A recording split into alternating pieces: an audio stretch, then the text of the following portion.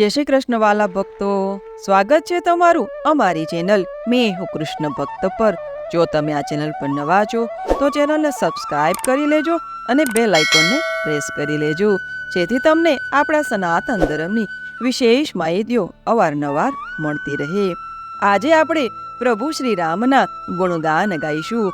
ભગવાન શ્રી રામ મંગલ ભવન અમંગલહારી, એટલે કે પ્રભુનું નામ જ મંગલ છે અને બધા જ અમંગળોને હરી નાખે છે. ત્યારે જ રામચરિત માનસમાં કહેવાયું છે કે શિયા રામમય સબ જગ જાની, કરહુ પ્રણામ જોરી જુગ પાની. આ સકલ વિશ્વમાં નર નારી સ્વરૂપ ભગવાન સીતારામનું દર્શન ગોસ્વામી શ્રી તુલસીદાસજી મહારાજ કરે છે અને સમગ્ર નર નારી સમુદાયને ગોસ્વામીજી મસ્તક ઝુકાવી અને પ્રણામ કરે છે. ભગવાન શ્રી રામ તો મંગલ ભવન અમંગલહારી, દ્રવશુ દશરથ અજીર બિહારી. આ બાલકાંડની એક ચોપાઈ છે કે જે પ્રભુ મંગલ કર્મના કારક તત્વ છે, એટલે કે જેનું સ્મરણ કરવાથી જ મનુષ્યનું સદા સર્વદા મંગળ જ થાય છે, તેમજ સમગ્ર અમંગળને હરવાવાળા છે તેવા દશરથ નંદન શ્રી રામને આપણે પ્રણામ કરીએ. યુગ યુગાંતરથી ધર્મની સ્થાપના અને ઋષિ મુનિઓના રક્ષણ માટે ભગવાને પૃથ્વી ઉપર મનુષ્ય રૂપે અવતાર ધારણ કર્યો હતો. અધર્મ અને રાક્ષસોના ત્રાસથી લોકોને મુક્ત કરાવવા માટે ભગવાન વિષ્ણુએ અનેક અવતારો ધારણ કર્યા છે. તેમાં એક અવતાર છે પૂર્ણ પુરુષોત્તમ ભગવાન શ્રી રામનો. ભગવાન શ્રી વિષ્ણુના મુખ્ય 10 અવતારોના પૈકી શ્રી રામ પણ એક શ્રેષ્ઠ અવતાર છે. પ્રભુ રામનો જન્મ છે ને એક કારણ જન્મ છે. તેઓ સામાન્ય માણસની જેમ જ જીવ્યા અને લોકોને જીવન જીવવાની કળા બતાવી છે. સ્વભાવે ખૂબ જ નમ્ર, સરળ અને શાંત પ્રકૃતિને કારણે યુગો યુગોથી માનવ તેમની પૂજા કરતા આવ્યો છે. મહર્ષિ વાલ્મીકી પણ કહે છે કે પ્રભુ શ્રી રામના ચરિત્રને કારણે ભારતના ખૂણે ખૂણે તેઓ વસ્યા છે.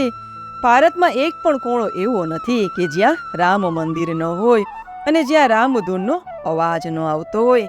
વાસ્તવમાં પ્રભુ શ્રી રામ તો જન્મ્યા અયોધ્યામાં છે, પરંતુ 14 વર્ષના વનવાસ દરમિયાન પૂરી ભારત યાત્રા કરી અને તે સંદર્ભે સમગ્ર દેશમાં ગલીએ ગલીએ તેમની ખ્યાતિ અજર અમર છે. પ્રભુ શ્રી રામ તો આપણા જીવનમાં ઓતપ્રોત થઈ ગયા છે. આજે પણ દેશમાં ગ્રામ્ય વિસ્તારમાં કોઈ વ્યક્તિ સામે મળે ને એટલે પરસ્પર હાથ મેળવીને રામ રામ કહીને એકબીજાને બોલાવે છે અને એકબીજાના ખબર અંતર પૂછે છે. અને બીજી એક કહેવત પણ છે કે રામ રાખે તેને કોણ ચાખે. આ કહેવત એટલે ભારોભાર સત્ય છે કે જ્યાં પ્રભુ શ્રી રામ રક્ષણ કરવા બેઠા હોય ને ત્યારે કોઈનું અમંગળ થઈ શકે જ નહીં. હિન્દુઓમાં મુખ્ય તહેવારમાં રામનવમી એક ધાર્મિક તહેવાર છે. વસંત ઋતુનો કાળ અને ચૈત્ર સુદ નવમી તિથિ, ગુરુવાર, પુનર્વર્ષ નક્ષત્ર અને કર્કોટકના લગ્ન સમયે અભિજીત મુહૂર્ત યાને કે મધ્યાહન સમયે બપોરના 12 વાગે ત્રેતા યુગમાં ભગવાન શ્રી રામનો જન્મ થયો હતો. રામ જન્મનો મુખ્ય ઉદ્દેશ તો રાવણનો સંહાર કરી પૃથ્વીને અસુરોના ત્રાસથી મુક્ત કરવાનો હતો. પૃથ્વી પર સુશાસનની સ્થાપના કરી અને લોકોને પ્રભુના માર્ગે વાળી યોગ્ય અને આદર્શ જીવન જીવવાની કલા શીખવી છે. પ્રભુ શ્રી રામ તો સદગુણોના સાગર હતા. સત્ય, દયા, ક્ષમા, ધીરતા, વીરતા, ગંભીરતા તેમજ પ્રેમ, ત્યાગ, મર્યાદા, માતૃભક્તિ, પિતૃભક્તિ, ગુરુભક્તિ, એક પત્નીત્વ, શરણાગતતા, વત્સલતા, ધર્મપરાયણતા જેવા અનેક ગુણો પ્રભુ શ્રી રામના નિત્ય નિરંતર રહ્યા છે. તેથી જ તેઓ પૂર્ણ પુરુષોત્તમ પ્રભુ શ્રી રામ તરીકે ઓળખાયા છે. ભગવાન સદાશિવે પણ રામ નામનું મહત્વ બતાવ્યું છે. રામ એટલે રમાના, આપણા હૃદયમાં નિવાસ કરનારા દિવ્ય આત્મ સ્વરૂપ પ્રભુ શ્રી રામનો અસલ પરિચય એક શ્રદ્ધાળુ તરીકે આપણે મેળવી જોઈએ. એકવાર માતા પાર્વતીજી પ્રભુ સદાશિવને પૂછ્યું કે વિષ્ણુ સહસ્ત્ર નામનો સૂક્ષ્મ અને ટૂંકો માર્ગ કયો છે. તેના જવાબમાં મહાદેવજીએ શ્રી વિષ્ણુ સહસ્ત્ર નામના જપ માટે આ મંત્ર બતાવ્યો છે કે શ્રી રામ રામ રામેતિ રમે રામે મનોરમે સહસ્ત્ર નામ તતુલ્યમ રામ નામ વરાનને. આ શ્લોકનું માત્ર 3 વાર જ સ્મરણ કરવાથી શ્રી વિષ્ણુ સહસ્ત્ર નામના એક પાઠના ફળ જેટલું પુણ્ય પ્રાપ્ત થાય છે. શાસ્ત્રોમાં કહ્યું છે કે વ્યક્તિના અંત સમયે, મૃત્યુ સમયે તે વ્યક્તિના કાનમાં જો આ મંત્રનો નાદ કરવાથી જ વ્યક્તિને સદગતિ પ્રાપ્ત થાય છે. કળિયુગમાં શ્રી રામ તિરુપતિ બાલાજી સ્વરૂપે, વિષ્ણુ મૂર્તિ પ્રભુ શ્રીરામ કળિયુગમાં પણ તિરુમલ પર્વત પર સ્થિર થઈને શ્રી તિરુપતિ બાલાજી સ્વરૂપે, શ્રી વેંકટેશજી સ્વરૂપે ભક્તોની મનોકામના પૂર્ણ કરી જ રહ્યા છે. આજે પણ નિત્ય પ્રભુને જગાડવા માટે જ તિરુપતિમાં સુપ્રભાતમાં ગવાય છે કે કૌશલ્યાશ્રુ પ્રજા રામ પૂર્વ સંધ્યા પ્રવર્તતે.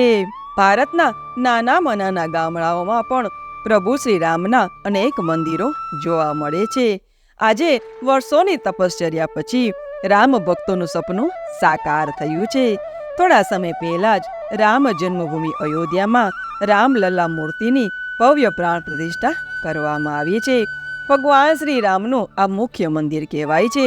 પ્રભુ શ્રી રામના તો અનેક મંદિરો છે, જેમ કે ભારતના મધ્યપ્રદેશમાં આવેલું રાજા રામનું મંદિર, નાસિકમાં આવેલું કાલારામનું મંદિર, જમ્મુમાં આવેલું રઘુનાથનું મંદિર, તેમજ તમિલનાડુ, તેલંગાણા અને કેરળમાં પણ ત્રિપયાર શ્રીરામનું મંદિર આવેલું છે.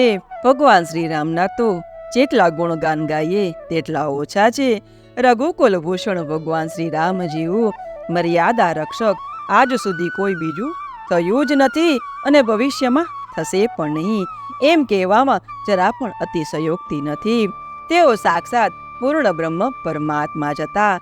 તેઓ અવતરણ બાદ એક સદાચારી આદર્શ મનુષ્ય તરીકે રહ્યા અને તેમના આદર્શો, લીલા ચરિત્રો વાંચવા, સાંભળવા હર હંમેશ ગમે જ છે.